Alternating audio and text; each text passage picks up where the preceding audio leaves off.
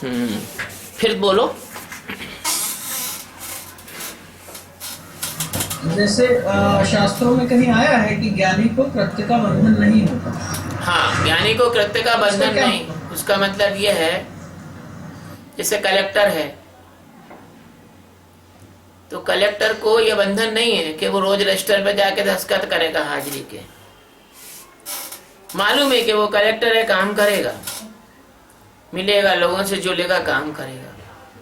तो ज्ञानी को कृत्य का बंधन इसलिए नहीं होता है कि मालूम है कि उसको ज्ञान हो गया, अब वो ऐसा कुछ उल्टा सीधा काम नहीं कर सकता है, गलत काम नहीं कर सकता है। वो जो कि अज्ञानी करते हैं, वो ऐसा काम वो नहीं करेगा। जैसे कि वो किसी को झूठ नहीं बोलेगा, छल कपट नहीं करेगा, किसी को बेवकूफ नहीं बनाएगा, वो ऐसे कोई काम नहीं करेगा जो काम निंदनीय काम होते हैं, वो नहीं करेगा।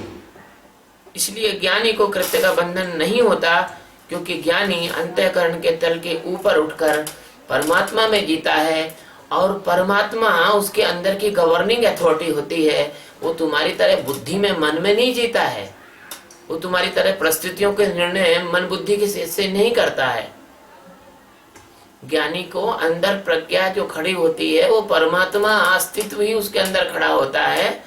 और कभी ऐसे विषय भी नहीं आते ज्ञानी के सामने कि जब उसको कोई ऐसी परेशानी खड़ी हो जाए और मन बुद्धि का उसको सहारा लेना पड़े। ऐसा नहीं होता है। ज्ञानी मस्त निर्द्वंद रहता है, वो अपना काम अच्छे से करता है, वो वही करता है जो कल्याणकारी होता है, वही बोलता है जो कल्याणकारी होता है, वही खाता है जो उचित होता है, वही कृत्य करता है जो कृत्य जो है उसको विक्षेप नहीं लाते।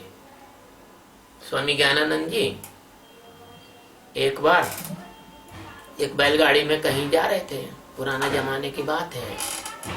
उनके पास तो पहले वो पैदल ही चलते थे बेचारे, गांव गांव जाके वेदांत का प्रचार करते थे। तो बैलगाड़ी से जा रहे थे, तो बैलगाड़ी में एक पिता अपने पुत्र के साथ बैठा हुआ था।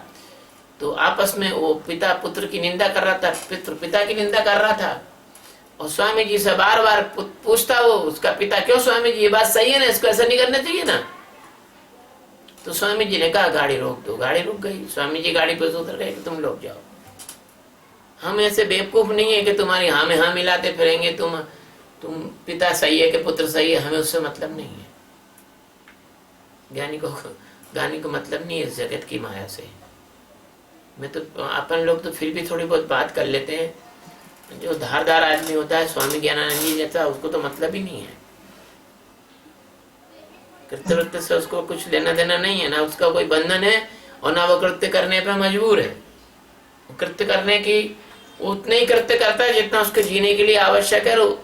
प्रवचन भी इसलिए करता है ताकि उसके जो उसकी करुणा है कि जो परमात्मा की ओर जाना चाहते हैं उनको पार करने के लिए ही प्रवचन करता है, नहीं तो उसको कोई आवश्यकता नहीं। क्योंकि ज्ञानी मन बुद्धि चित्त अहंकार के परे जीकर जागरण में जीता है, और कृत्य का तल हमेशा अंतःकरण में होता है।